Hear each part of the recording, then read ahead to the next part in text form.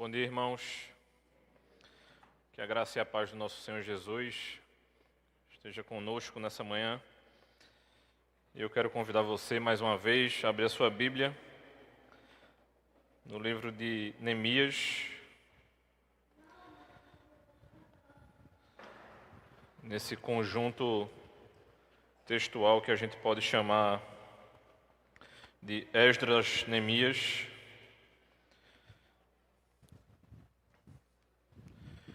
Queria pedir encarecidamente a alguém da diaconia que possa trazer mais água para mim. Minha garganta está mais seca do que o normal, creio que pela rinite alérgica. Tu pode trazer, Arthur, por favor?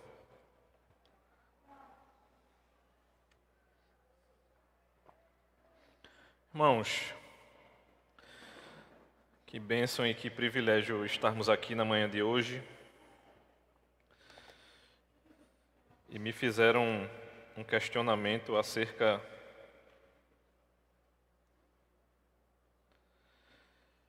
de por que a gente tem pregado mais tempo do que o normal. E eu digo a você com muita tranquilidade, meu irmão, ter o compromisso de expor um livro e não partir a ideia é a missão, viu? Então muitas vezes a gente precisa pregar um bloco maior do que a gente queria, para você não ter a ideia interrompida na sua cabeça, né? Então esse é um dos grandes desafios da exposição bíblica continuada. E nesses dois capítulos que a gente lerá hoje, e eu vou dar tranquilidade ao seu coração, porque eu só lerei o 6, mas o bloco textual de hoje é o 6 e o 7. Mas aí você pode estar se perguntando, então por que você não lerá o 7?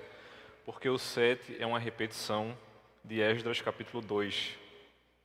E eu explicarei a você mais na frente, ok? Então vamos para o texto. Neemias capítulo 6, a partir do versículo 1, que nos diz o seguinte. Quando Sambalate, Tobias, Gesem, o árabe, e o resto dos nossos inimigos ouviram que eu tinha reconstruído a muralha, que nela já não havia brecha nenhuma, ainda que até este tempo eu ainda não tivesse colocado os portões no seu lugar, Sambalate e Gesem mandaram dizer a mim: venha, vamos nos encontrar numa das aldeias do vale de Ono. Na verdade, o que eles queriam era me fazer mal. Por isso enviei-lhes mensageiros para dizer: estou fazendo uma grande obra e não posso descer até aí. Por que devo parar a obra para ir me encontrar com vocês? 4 vezes eles fizeram o mesmo pedido, mas eu lhes dei sempre a mesma resposta. Então Sambalate me enviou pela quinta vez o seu servo, que trazia na mão uma carta aberta, e nela estava escrito o seguinte: entre os gentios se ouviu, e Gesem também está dizendo que você e os judeus estão querendo se rebelar, e que por isso você está reconstruindo a muralha. Também, segundo se diz, você quer ser o rei deles. E pôs alguns profetas para falarem a respeito de você em Jerusalém, dizendo: ele é o rei de Judá. Ora, isso certamente vai chegar aos ouvidos do rei. Portanto, venha agora e vamos em conjunto conversar a respeito disso. Mandei dizer-lhe: nada disso que você está dizendo aconteceu. Você está inventando tudo. O que todos eles queriam era nos amedrontar. Eles diziam: as mãos deles largarão a obra e ela não será concluída. Convido você a orar comigo novamente, meu irmão. Santo e eterno Deus, que a Tua palavra, Pai, lida aqui nesse momento, ela nos sirva não somente de aprendizado, Pai, mas que os princípios e as verdades nela contidas, Pai, nos façam viver dia após dia confiando em Ti, Senhor. Nos ajuda, Pai, na manhã de hoje. Em nome de Cristo é que Te oramos, Pai. Amém. Irmãos, o capítulo 6 e o capítulo 7 é um grande chamado à perseverança. Obrigado, meu irmão. E nesse chamado à perseverança, a gente pode com muita tranquilidade chamar você a não se entregar. Se a gente pudesse pensar num título para a mensagem de hoje, seria Não se entregue. Não se entreguem, meus irmãos, perseverem. E quando a gente pensa a respeito disso, me vem logo à memória a vida do apóstolo Paulo, que a gente teve a oportunidade de aprender acerca do seu ministério nos últimos meses, estudando o livro de Atos. E quando Paulo está escrevendo Romanos, muito provavelmente ele estava em Corinto, quando ele está escrevendo a carta aos Romanos, e a gente pode ver isso lá em Atos capítulo 20. E a gente pode pensar, quando ele encerra de escrever a carta aos Romanos, ele poderia ter encerrado a carta naquele momento e dizer assim, hoje é um grande dia, hoje é um dia para a gente celebrar, mas Paulo nem pensa e nem faz isso. Porque quando a gente vai para Atos capítulo 20, a gente é lembrado de que nesse momento havia uma conspiração contra Paulo e ele não teria tempo de parar e celebrar. Então, quando ele escreve essa carta, e alguns estudiosos dizem que possivelmente é a carta bíblica mais importante da história, a gente pode pensar o seguinte, quando ele encerra de escrever essa carta, ele persevera. E logo depois disso ele vai dizer que não considerava que a sua vida tivesse qualquer valor, mas ele buscava apenas terminar o curso e proclamar esse evangelho. Ele queria fazer o que Deus havia o chamado a fazer. A gente vai ver algo semelhante também quando a gente é lembrado da ressurreição de Lázaro, por exemplo, pelo próprio Cristo. A gente podia imaginar, né? Por que será que Cristo não instituiu aquele dia como um feriado, como muitos fazem? Seria tranquilamente o dia do feriado da ressurreição de Lázaro. A gente tem tantos dias no nosso país que são referentes a alguma religião ou alguma pessoa. Por que Cristo não poderia ter feito isso? Porque a gente vai ser lembrado lá no Evangelho de João, capítulo 11 também, que logo depois essas mesmas pessoas estavam tentando matar Jesus. E ele fixa o seu rosto para o que viria a seguir, que era justamente a cruz, como nos lembra Lucas, capítulo 9. E aí eu e você podemos parar e pensar, será que a ressurreição de Cristo seria a última coisa? A gente sabe que não, porque ainda houve a ascensão dele. E a gente tem plena certeza de que ele está sentado à direita do Pai. E aí você pode pensar, então quer dizer que tudo terminou, tudo está concluído. E aí a gente lembra mais uma vez que não, porque ele ascende, mas ele nos prometeu que voltaria para nos buscar. Então, o que é que você, na manhã de hoje, meus irmãos, o que é que a gente precisa pensar e reconhecer? Neemias capítulo 6 e 7 vai lembrar a mim e a você que, embora a muralha tivesse sido concluída, ainda havia trabalho a se fazer. E muitas vezes a gente acha que a nossa vida ela foi concluída, mas a gente é lembrado mais uma vez que ainda haverá trabalho a ser feito. Então, à medida que eu e você se aproxima do que a gente acaba de ler, a gente precisa ser lembrado de que em Neemias,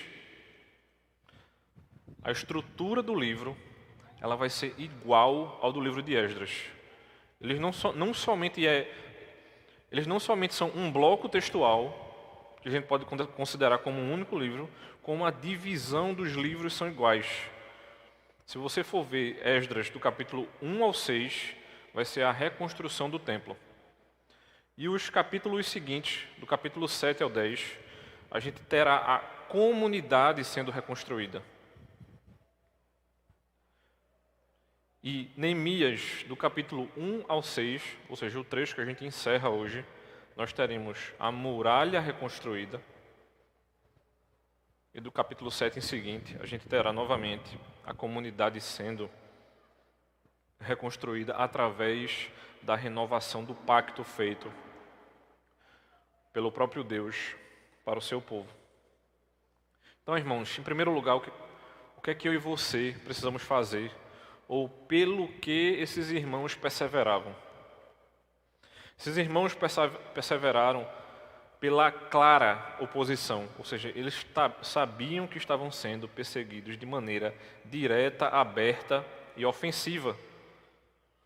Neemias não está mentindo aqui nesse texto que a gente acaba de ler, porque ele tinha uma consciência muito maior do que atender o chamado desses homens.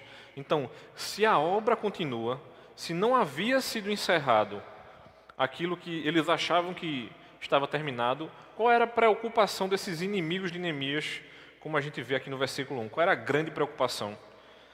As brechas da muralha tinham sido fechadas,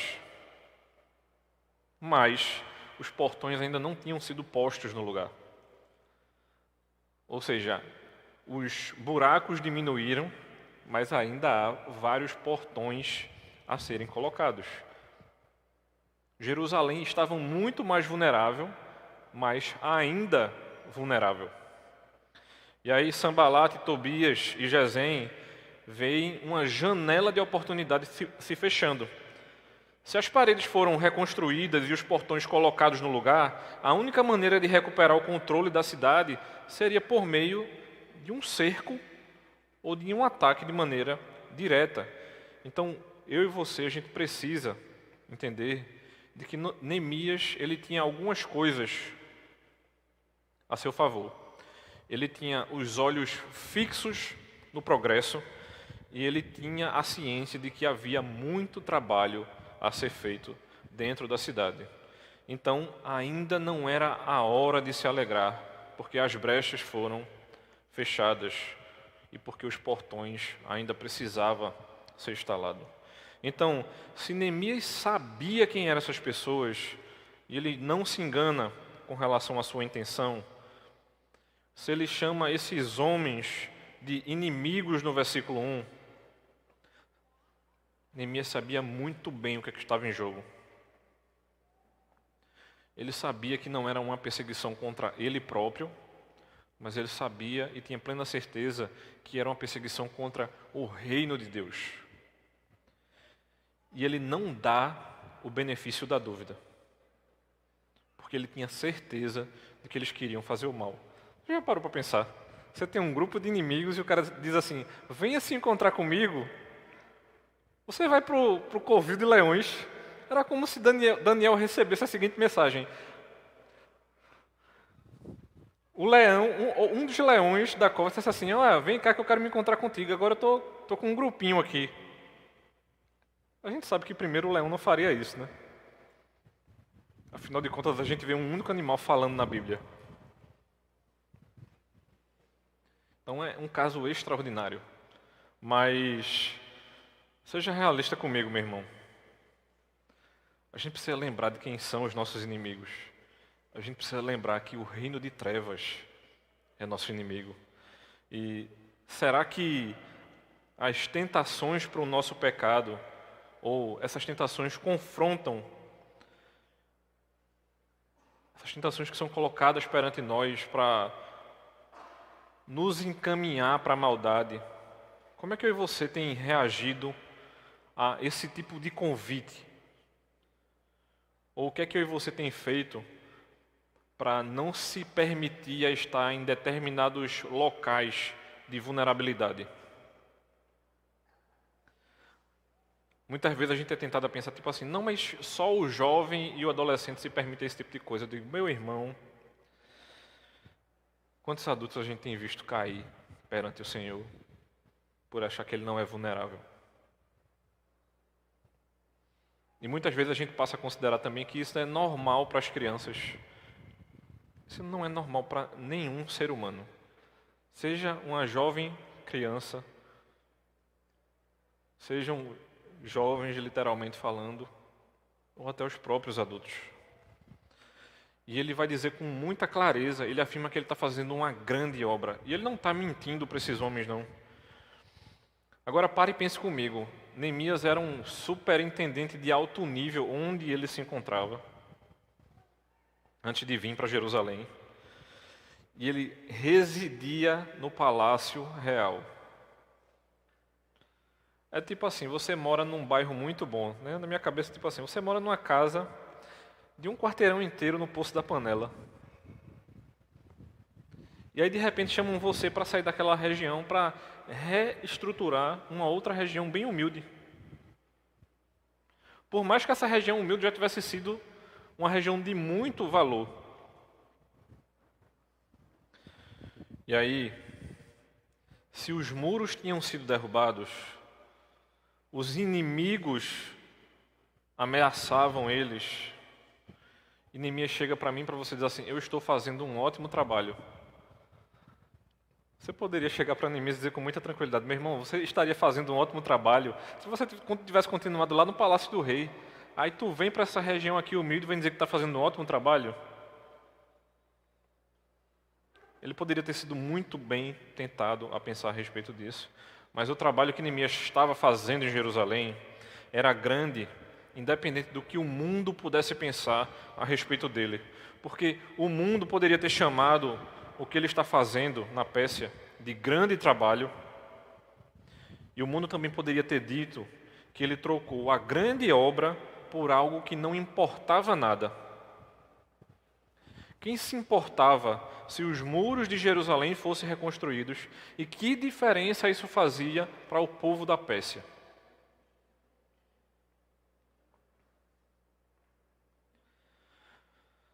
Fez diferença, irmãos, e foi um ótimo trabalho, porque foi um projeto importante, porque Deus estava em jogo. Não era uma simples muralha e muito menos simples portões a serem colocados naquela muralha. Pare e pense o seguinte: a imagem de Jerusalém era uma imagem muito importante para o povo de Deus. Jerusalém reconstruída era o povo de Deus novamente protegido, não pela muralha, mas pelo próprio Deus. Era o símbolo de proteção, não porque eles se confiavam simplesmente na muralha, mas era um símbolo de proteção porque eles estavam percebendo que Deus estava novamente cuidando deles. Isso é o que faz de Neemias. Isso é o que fez de Neemias perceber e entender de que ele estava fazendo uma grande obra. Então, muitas vezes, trabalhos que eu e você estamos fazendo, ele pode se tornar um grande trabalho por conta de quem nós servimos e não porque o que estamos fazendo. Então, se eu e você nós temos confiados em Deus, irmãos, se a gente tem caminhado buscando pureza, nós temos caminhado com o coração grato, e a gente tem entendido que a gente tem feito uma grande obra tanto quanto Neemias, eu tenho muita tranquilidade de pensar e dizer que a gente está no caminho certo. Porque a dedicação ao nome de Deus, as promessas de Deus e ao povo de Deus é o que torna o trabalho de Neemias excelente. E isso é o que vai tornar também o nosso trabalho excelente. O que torna o nosso trabalho excelente é o nome de Deus, a sua palavra e o seu povo. Então, a partir do momento que a gente pensa em amar e servir uns aos outros e assegurar a proclamação do Evangelho, isso é dar continuidade ao trabalho excelente. Não era o povo pelo povo, nem a muralha pela muralha. Era o povo de Deus sendo restabelecido, porque eles eram os detentores da palavra de Deus. E isso era o que fazia com que Neemias não descesse para se encontrar com esses homens. Será que existe, irmãos, alguma coisa que tem distraído o meu e o seu coração? Porque se existe algo, isso tem feito com que eu e você se perca e nos mostra que Neemias não se perdeu e que a gente também não deveria estar se perdendo. Então, por exemplo, se você é um estudante, meu irmão, Deus chamou você para honrá-lo com seus estudos. Isso é muito importante durante o período que você for estudante. Se você é um empregado, Deus chamou você para honrá-lo perante o seu patrão. Deus não está dizendo assim, honre o seu patrão enquanto ele me honrar. Muitos dos nossos patrões não são cristãos, mas Deus nos chama a honrar essas pessoas. Se você é casado, meu irmão, Deus chamou para você honrar o seu casamento. E o seu foco de vida também é esse. Se você é solteiro, enquanto solteiro, meu irmão, você deve honrar o seu Deus, ainda quanto for solteiro.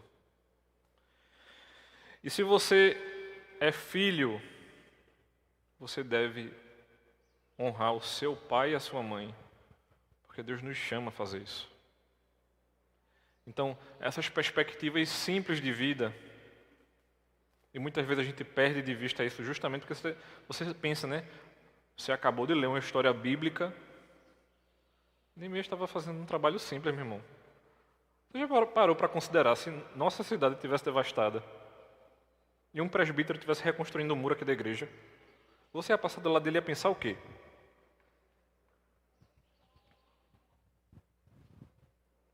Era aparentemente um serviço simples, mas ele não perdia o foco. Ele tinha muito mais consciência do que estava acontecendo. A gente vai responder às coisas que nos desviam da grande obra de Deus e que Deus tem nos dado. A gente precisa estar atento a isso para fazer com a mesma firmeza que Neemias fez. Por exemplo, se você está cuidando dos seus filhos e você olha para o seu celular e viu que acabou de receber um e-mail do seu trabalho no final de semana, ou se você está agoniado para ver aquele capítulo daquela série, mas você está brincando com seu filho, você se desviar daquela brincadeira com seu filho, você, naquele momento, meu irmão, você está perdendo de vista e deixando de contemplar o cuidado e o prazer de estar com seu filho naquele momento. E muitas vezes a gente não se atenta para isso. E aí você vai ser chamado a responder da seguinte maneira: eu estou fazendo um ótimo trabalho e eu não posso descer. Não perca de vista isso, meu irmão. Veja que só maravilhoso. Nós poderíamos estar na praia. Você consegue ouvir a garrafa de Coca-Cola de vidro abrindo agora nesse momento. Tem gente com a boca salivando agora. Mas a resposta é a mesma, meu irmão. Porque Deus nos chamou para estarmos aqui na manhã de hoje e não na praia. Então, a firmeza resoluta de Neemias em perseverar, como nos é mostrado aqui no versículo 4, ele está olhando para esses homens, seja Sambalate, Tobias ou Gesem, e eles percebem que eles estão insistindo, mas Neemias também percebe que ele não pode perder de vista aquilo que Deus chama ele para fazer. Ele foi tão persistente quanto eles em sua insistência de que não iria deixar o trabalho. Neemias pensava assim: não porque o trabalho na muralha seja glamouroso, mas porque está sendo feito para o nome de Deus e para o povo de Deus. Neemias não pretendia, por exemplo, se tornar rei, mas ele tinha uma esperança messiânica, porque esse rei poderia aparecer. Ele estava procurando um rei da linhagem de Davi, e se esse rei tivesse surgido, eles teriam celebrado a sua aparição. E esses rumores que aparecem, que esses homens começam a acusá-lo, eles colocam motivos falsos e interpretam mal a obra da muralha. Para quê? Para tramar uma rebelião. Esses homens queriam confusão aqui, mas Neemias reage a essas objeções de maneira imediata. Ele diz assim: eu não preciso me opor a vocês. Eu não preciso descer para conversar nada com vocês. Eu já sei o que vocês querem fazer. Para que eu vou me encontrar com vocês? Para que gastar tempo com coisa que eu e você não precisamos, meu irmão? Para quê? E ele se dirige de maneira única e simples para dispensá-los. Ele é procurado 5 vezes e na quinta é enviado uma carta. Então, ele faz o diagnóstico do motivo por trás desses rumores e ele comprometeu a sua causa com oração no versículo 9. Não sei se você entendeu e percebeu aqui o que aconteceu, mas ele ora no versículo 9, ele diz: as mãos deles largarão a obra e ela não será concluída. E veja o que ele vai dizer agora. Agora, pois, ó Deus, fortalece as minhas mãos. Eu não quero saber o que esses homens estão dizendo, mas eu sei o que eu estou fazendo para ti. E eles continuam circulando esses rumores. Eu não sei se você percebe, mas muitas vezes eu e você, nós somos tentados a moderar ou a suavizar e a muitas vezes recuar. Neemias não sai do canto. Ele não dá um único passo para trás. Por quê? Muitas vezes a gente é tentado a falar baixinho, se é que eu e você falamos. E não é assim que Neemias responde a essa crise. A persistência, na verdade, de não parar o que ele estava fazendo, lançaria luz sobre as falsidades e enganos. Por quê? Porque os inimigos de Deus estavam tentando desencorajar o povo de Deus. Muitas vezes, meu irmão, a insistência é o reino de trevas tentando derrubar eu e você. E não porque eu e você estamos errados. E muitas vezes vão tentar calar e nos emudecer. Então, se o povo de Deus parar e pensar com bastante cuidado, a gente vai perceber que nós devemos analisar e buscar conselhos sábios antes de reagir. E o que é que eu e você nós vamos ver? Nós vamos perceber que existe um raciocínio falacioso, que existe uma teoria absurda e que existe uma argumentação que não está levando para canto nenhum. Não haverá convencimento, porque não há o que se convencer. Agora imagine se Neemias recua com medo. As pessoas, o que é que elas diriam? Realmente, Neemias está tentando, por exemplo, tomar o lugar do rei. Então, quando um inimigo de Deus se aproxima de mim e de você, meu irmão, com alguma explicação alternativa da realidade, eu e você, a gente não deveria reagir de maneira muito rápida. Por quê? Porque nós somos chamados a não desanimar e a gente não deve diminuir o que eu e você acreditamos a respeito do nosso Deus. A gente primeiro precisa observar as evidências daquilo que está sendo levantado e os argumentos a respeito dessas evidências. A gente precisa, por exemplo, analisar a explicação alternativa da realidade. Porque muitas vezes os inimigos de Deus estão tentando nos desencorajar pelo trabalho que eu e você estamos fazendo, e não porque a palavra de Deus não seja verdade. Eu e você não começará a ceder porque a palavra de Deus é falsa. O desencorajamento será simples, meu irmão. Simples e tranquilo. Serão pelos detalhes. Ele nos mostra como permanecer firme, por exemplo, em oração. O livro inteiro. Ele fará orações no capítulo 1, no capítulo 2, no capítulo 4, no capítulo 5, no 6 agora ele ora novamente.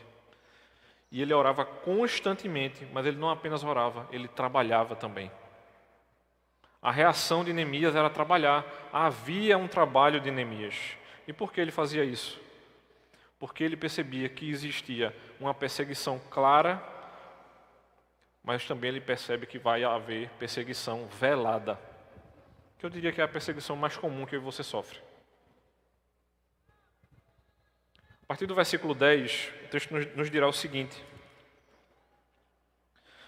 quando fui à casa de Semaías, filho de Delaías, filho de Meetabel, que estava impedido de sair de casa, ele me disse: vamos nos encontrar na casa de Deus, dentro do templo. Vamos fechar as portas do templo. Vamos fechar as portas do templo, porque virão matar você. De noite, eles virão matar você. Porém, eu disse: você acha que um homem como eu fugiria? Alguém como eu entraria no templo para salvar a vida? De maneira nenhuma entrarei.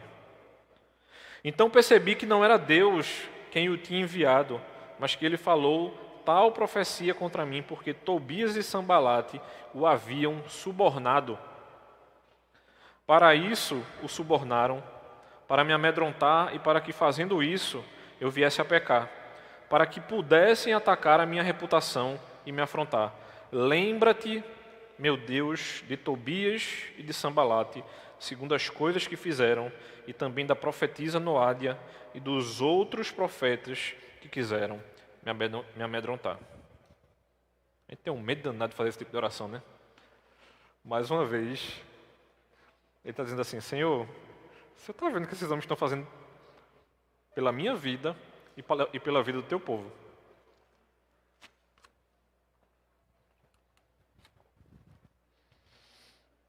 O que Semaías vai dizer a Neemias é que existe uma ameaça para a vida dele, mas onde ele propõe se encontrar com ele, aí é o problema. Como é que ele sabia que essa pessoa não tinha sido enviado pelo próprio Deus? Existe um furo aí, meu irmão, que é um dos furos mais importantes da história. Ele conhecia a palavra de Deus. E a própria palavra de Deus nos lembra do seguinte: vocês pecam porque o quê? Porque não me conhecem. E onde é que está o furo? Ele sabia que o Pentateuco dizia que somente os sacerdotes poderiam entrar no templo. E como é que um profeta diz assim: entra aqui para proteger a tua vida? Por que ele proporia isso? E ele vai fazer a seguinte pergunta no texto que a gente acaba de ler: como posso entrar no templo e viver? A pergunta é essa. Não é como eu posso entrar no templo, não. É como eu posso entrar no templo e continuar vivo. Não sacerdotes entram no templo e quando eles entram sob pena de morte. Era isso o entendimento dele aqui. Ele reconheceu que não era sacerdote e sabia que se tentasse entrar no templo, o Senhor poderia irromper contra a sua própria vida. Isso nós tentamos fazer muitas vezes, irmãos. A tentação não simplesmente mora ao lado, mas a tentação muitas vezes está dentro de nós. Esse falso profeta estava tentando novamente contra o coração de Neemias. É o que muitas vezes eu e você tentamos fazer assim: rapaz, eu não gostei muito do culto hoje não, porque não cantaram aquela música. Que música? Aquela música que eu gosto. Eu estava conversando com um jovem essa semana aqui na igreja, eu disse a ele: rapaz, se tocasse a música que eu gosto aqui na igreja, ia ser confusão muita.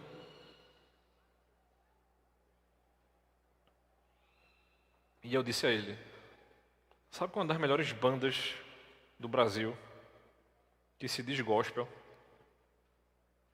É a banda de Thales Roberto, mas eu não consigo ouvir. Só se fosse só o instrumental, sem cantar nenhuma música. Porque é tanta heresia muitas vezes. E tem alguns amigos meus que chegam para mim e dizem assim: rapaz, tu ouvisse? Eu disse: eu tentei. Eu juro que eu tentei. Porque muitas vezes, irmãos, a gente é tentado pelo sabor musical e não pelo que está sendo dito.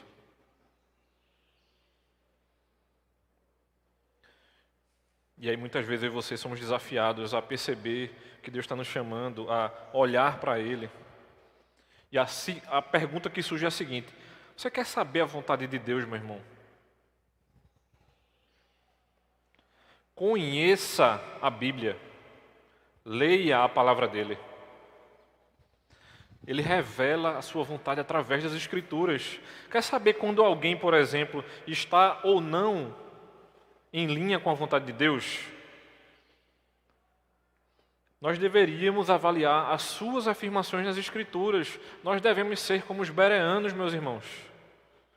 Nós devemos ir para a Bíblia para saber o que está sendo dito é verdade. O conhecimento das Escrituras de Neemias permitiu a ele discernir o que realmente estava acontecendo.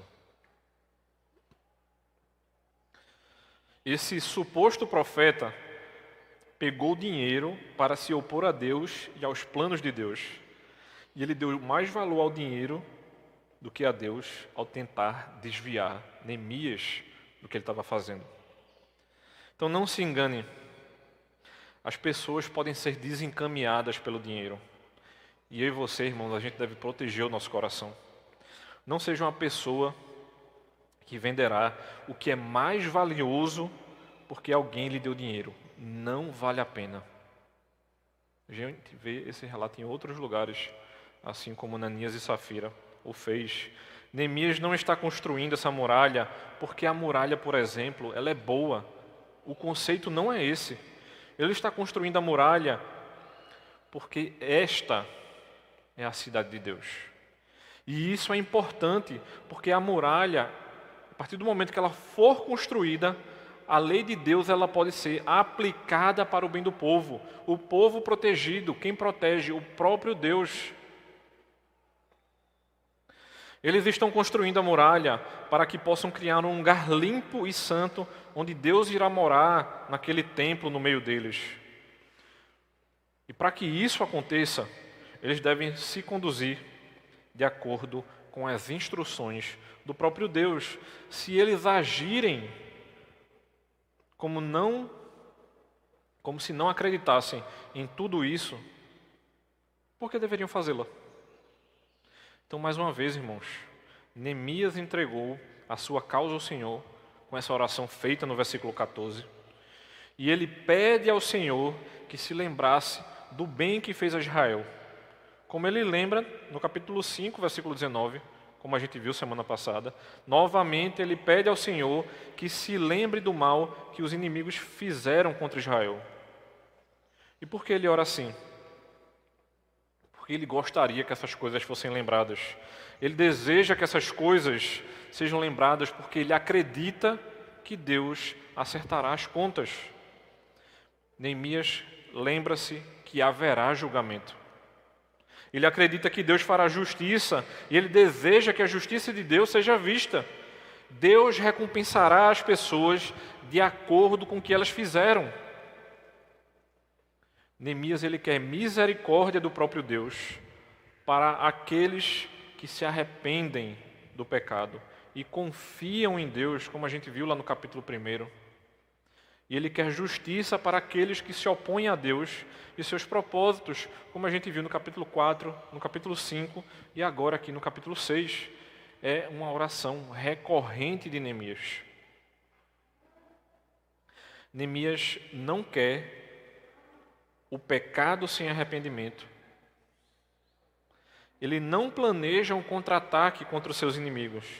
E ele ora para que Deus faça justiça contra os seus inimigos e contra o seu povo.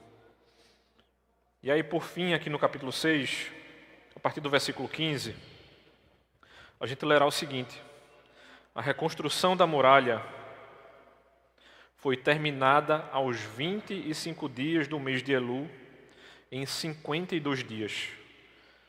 Quando todos os nossos inimigos ouviram isso, todos os gentios à nossa volta temeram e decaíram muito no seu próprio conceito, porque reconheceram que foi por intervenção do nosso Deus que fizemos esta obra. Também naqueles dias, alguns nobres de Judá escreveram muitas cartas a Tobias, e cartas de Tobias vinham para eles, pois muitos em Judá eram aliados dele, porque era genro de Secanias, filho de Ará. E o seu filho, Joanã, havia casado com a filha de Mesulão, filho de Berequias. Também falavam das suas boas ações na minha presença e levavam a ele as minhas palavras. Tobias escrevia cartas para me amedrontar.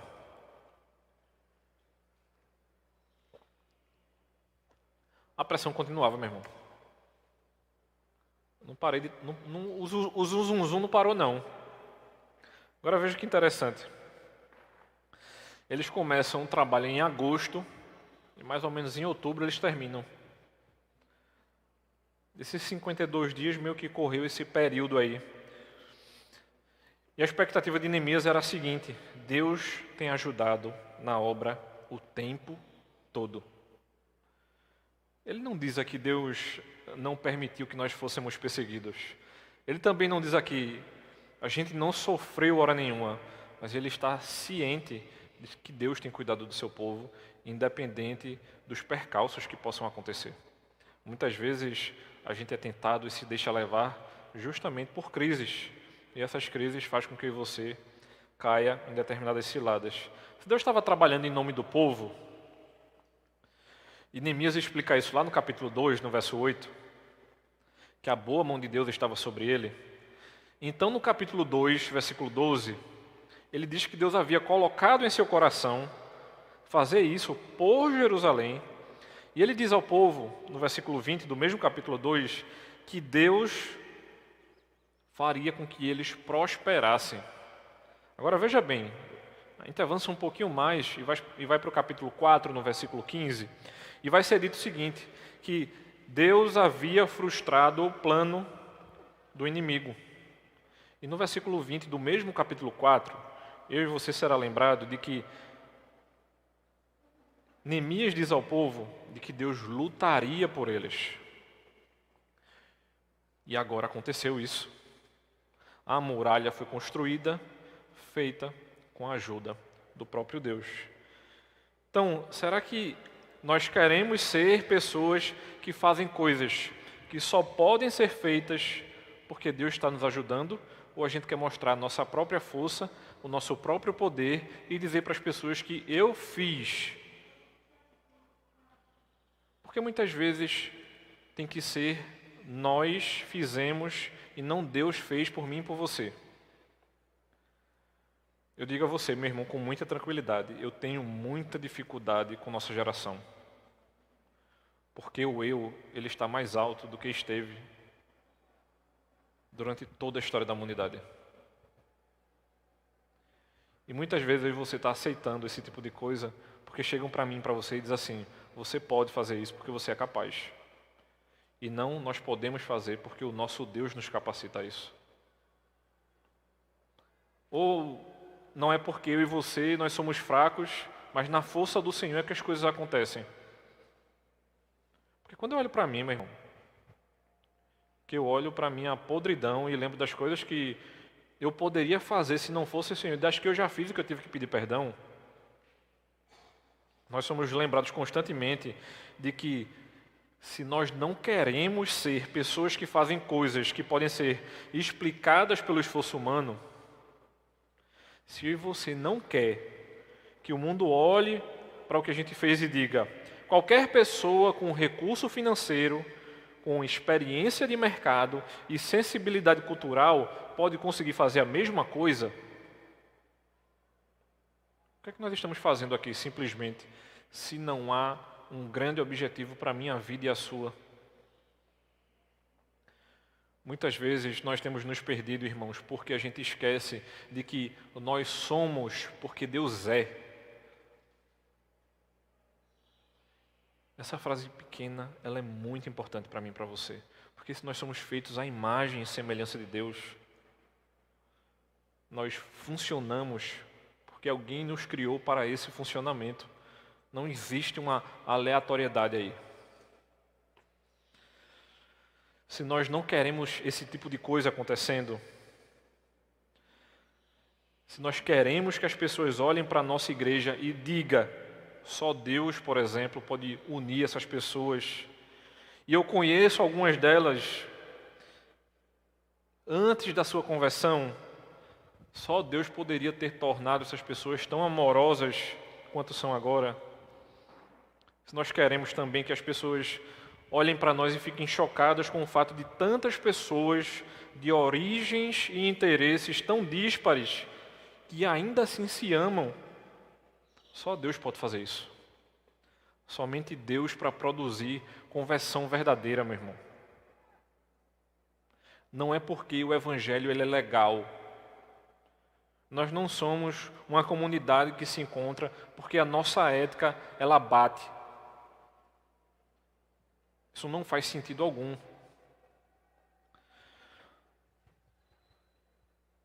Se somente Deus pode convencer as pessoas de que a Bíblia ela é verdadeira, apesar das mentiras e mitos da cultura e não da palavra, só Deus também pode fazer com que os pecadores se amem. Porque pense bem comigo, se no versículo 15 e 16, que a gente acaba de ler, ela contém declarações triunfantes, mas ainda assim há trabalho a ser feito. Assim como Paulo terminou Romanos, como eu disse lá no início, e enfrentou um drama imenso por conta da perseguição, assim como Cristo ressuscita Lázaro, mas continua em direção da cruz que se aproximava, e agora Neemias, que termina de construir o muro, mas os traidores ainda continuam tentando fazer com que não somente o muro desmorone, mas a vida desses homens e mulheres também desmoronassem. Até os nobres de Judá se envolviam nesse tipo de problema, de perseguição, entregando uns aos outros. Eu fico me perguntando, essas pessoas que perseguiam, se eles não se perguntavam, se eles se entregam, para que a reconstrução desse muro? Estavam trabalhando um contra o outro. Neemias, capítulo 2, versículo 10, nos diz que Tobias era um servo amonita. Ele não era judeu.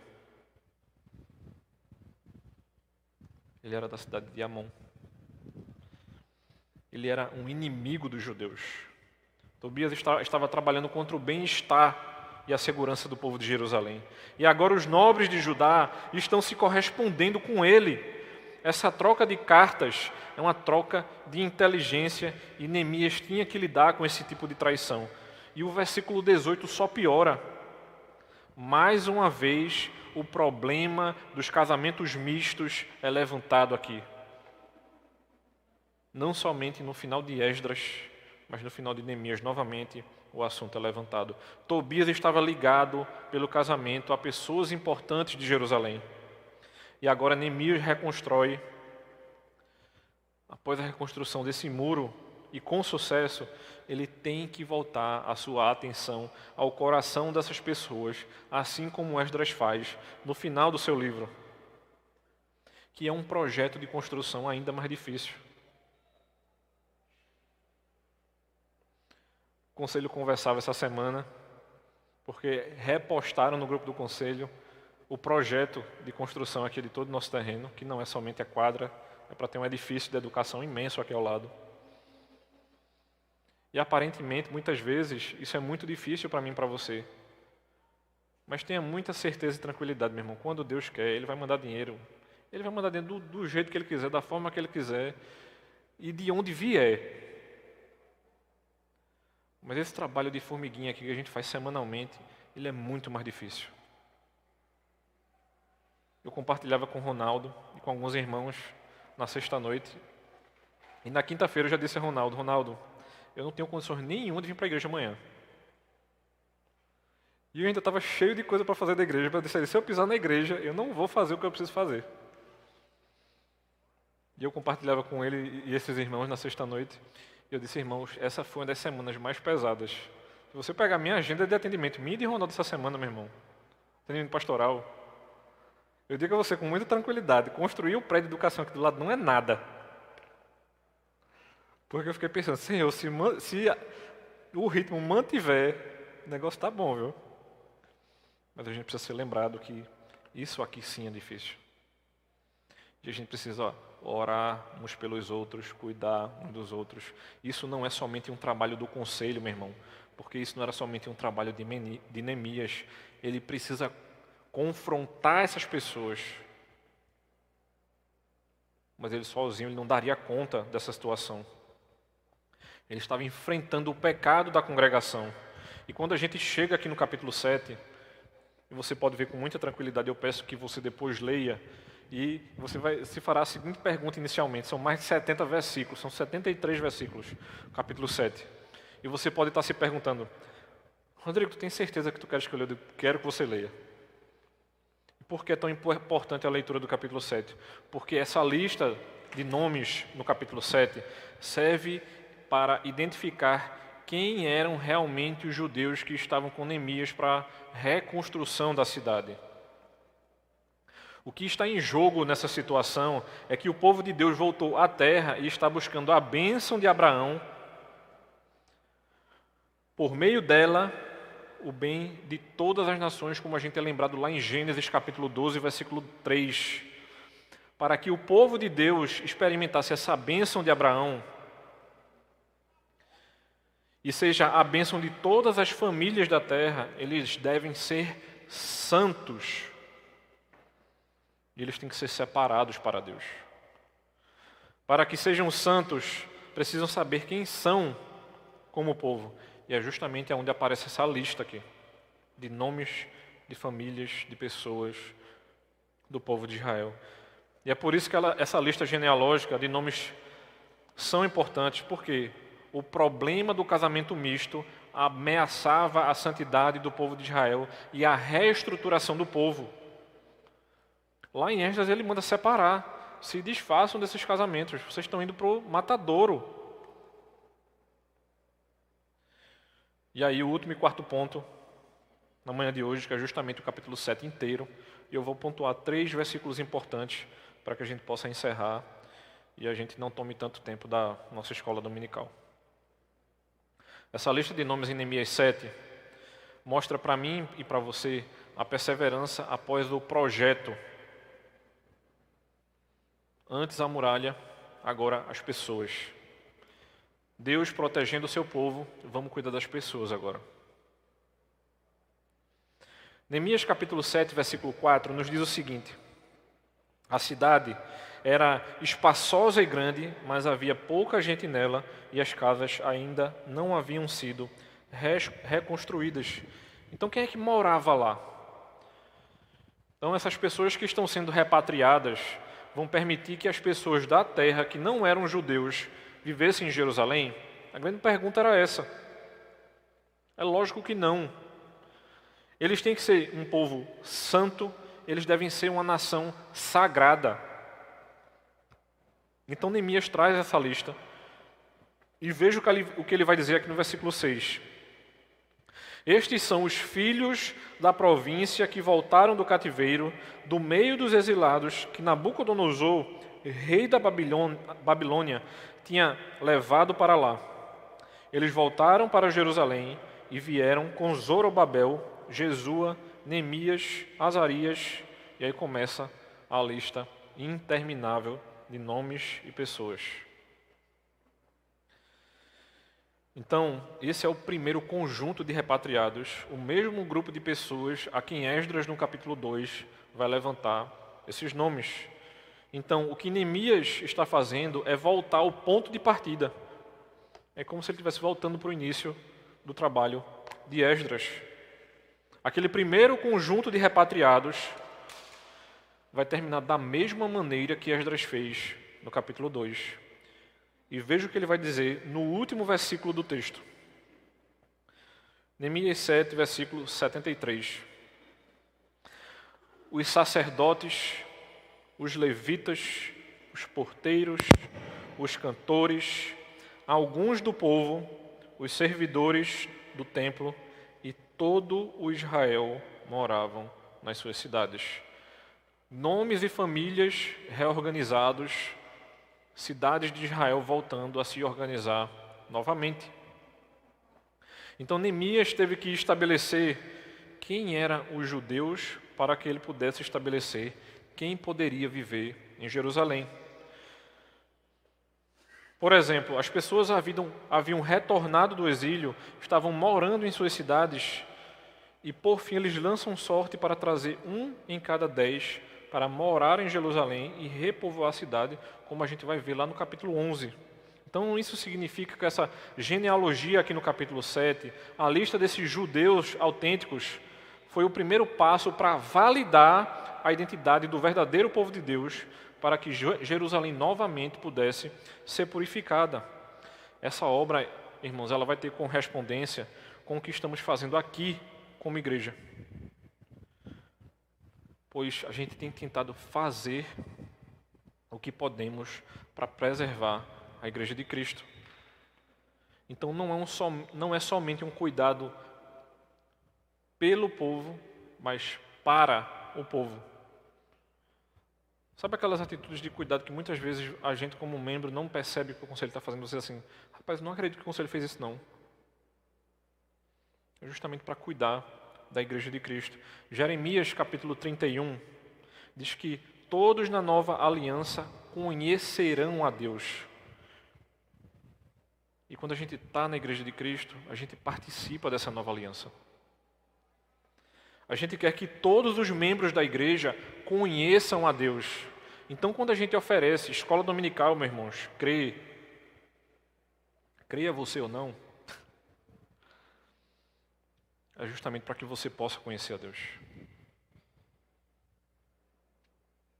Quando a gente tem um trabalho, por mais que algumas pregações tenham passado de 1 hora, é justamente para que você conheça a Deus. A gente tem se afadigado não somente no estudo da palavra, mas gastando tempo aconselhando pessoas aqui, para que a igreja de Cristo continue conhecendo o seu Deus. E o que muitas vezes a gente tem tentado fazer aqui é, como igreja, chamar as pessoas a se unirem ao verdadeiro povo de Deus, arrependendo-se dos seus pecados e confiando em Cristo como seu Salvador.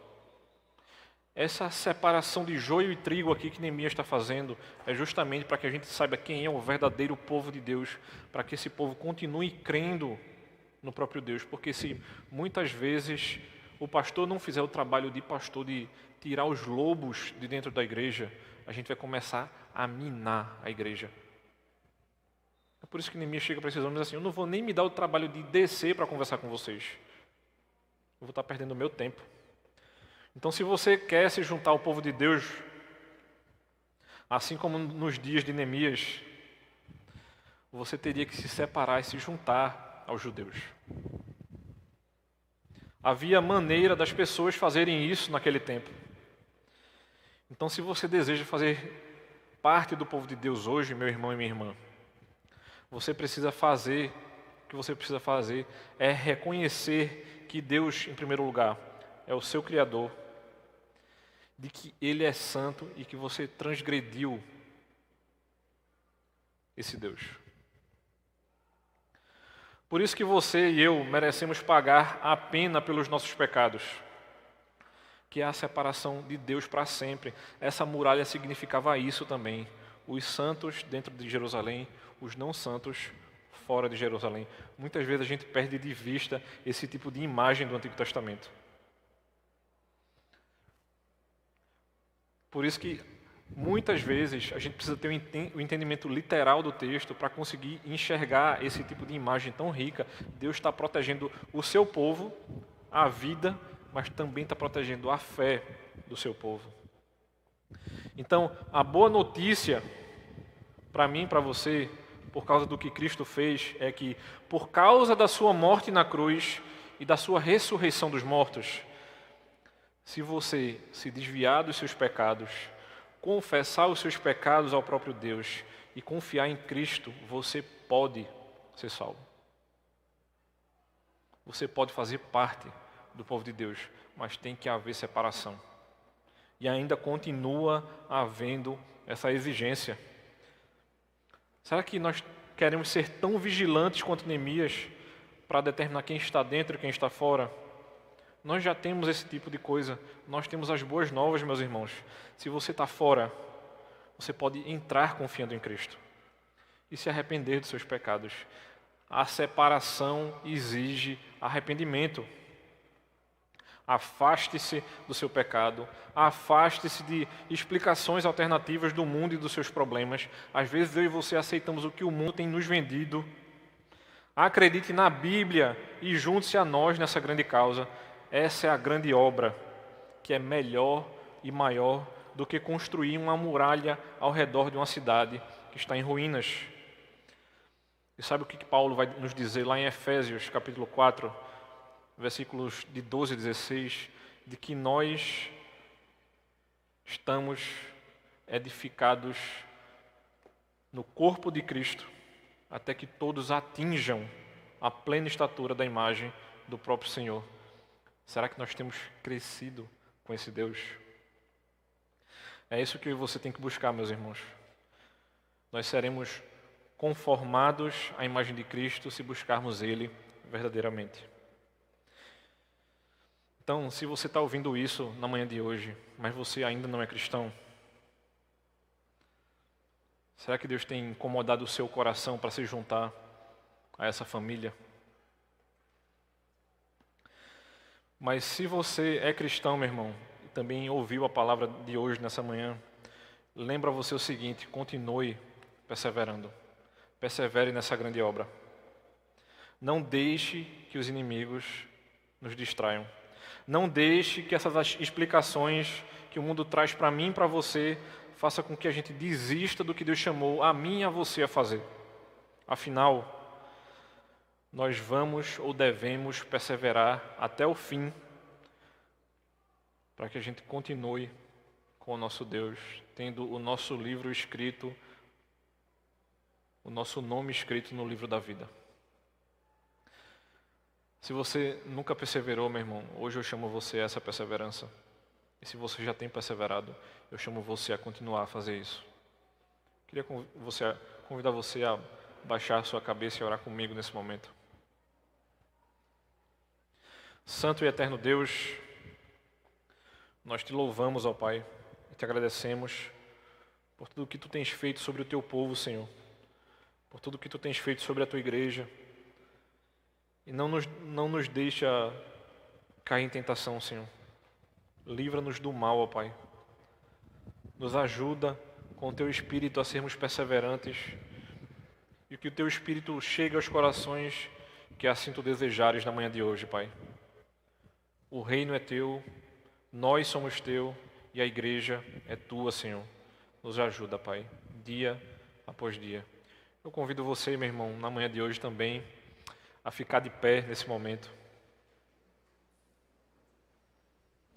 para que a gente possa orar, continuar a nossa oração, cantando ao nosso Deus.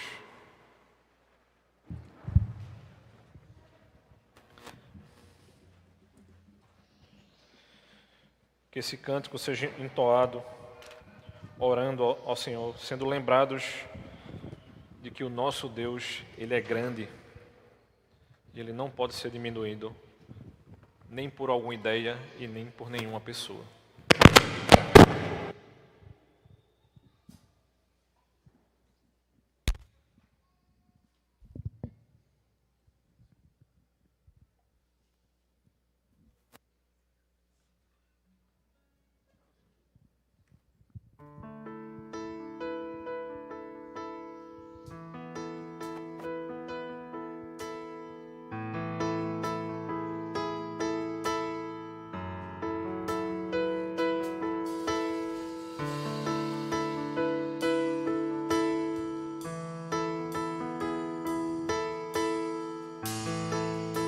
Somos gratos pela forma.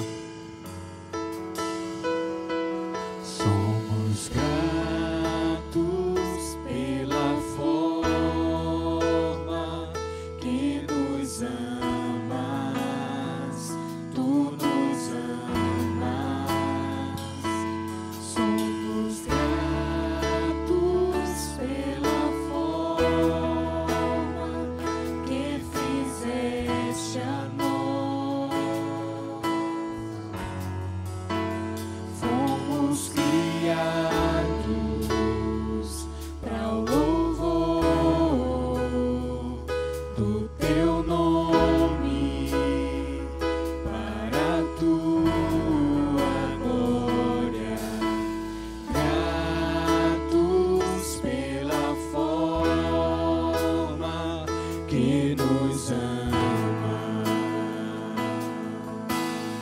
Jesus, Rei fiel. Jesus, Rei fiel. Agradecidos cantamos a ti. Quão grande é o amor, quão grande é o amor do nosso Salvador.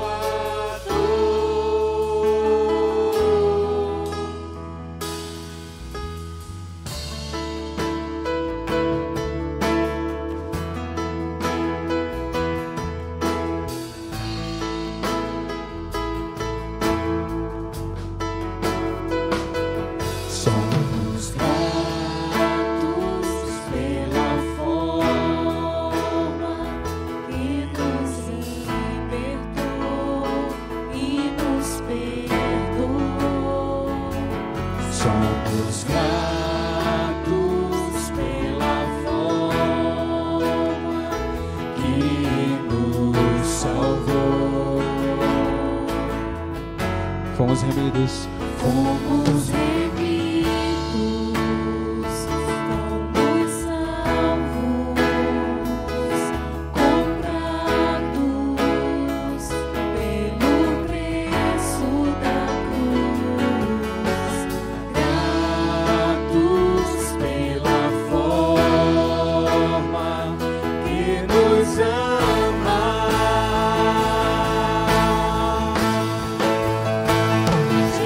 Jesus, Rei fiel, agradecidos cantamos a Ti. Quão grande é o amor, quão grande é o amor do nosso Salvador.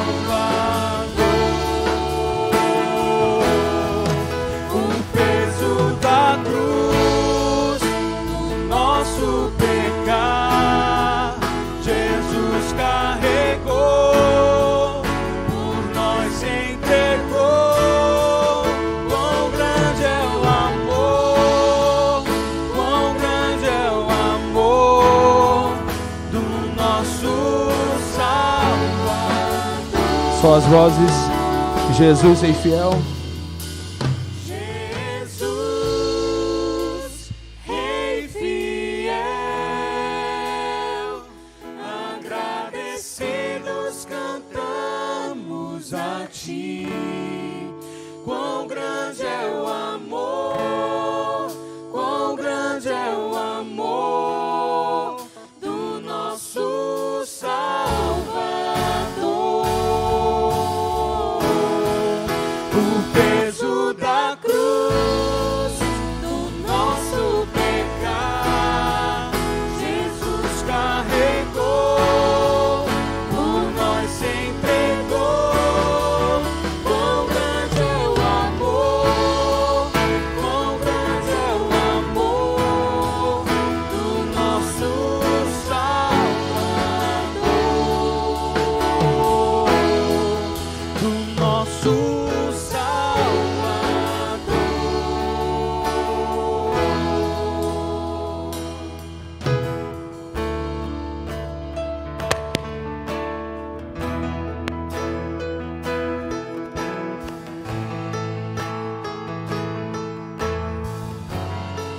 Somos gratos. Somos gratos pela forma que nos ama.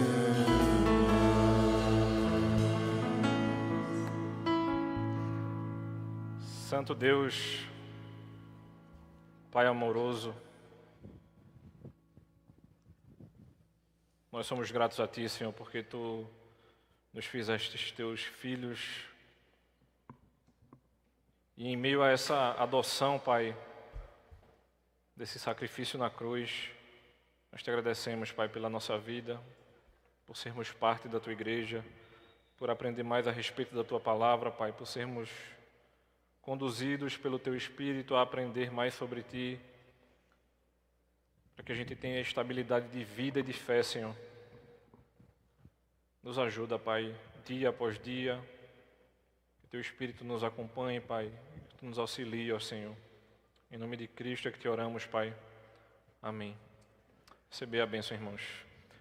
Que a maravilhosa graça do nosso Senhor e Salvador Jesus Cristo, o amor de Deus, o nosso eterno Pai, e as consolações do Espírito Santo estejam agora com todos e para todos sempre. Amém.